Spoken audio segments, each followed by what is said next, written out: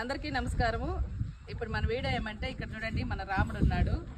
రామునికి తోడుగాని ఒకరు ఉన్నారనమాట. వాళ్ళ పేరు కానీ ఈరోజు ఏం పెడదామని ఆలోచించుకున్నా. అది మీకు నచ్చుతుంది అనుకున్నాను. నాకైతే బాగుంది.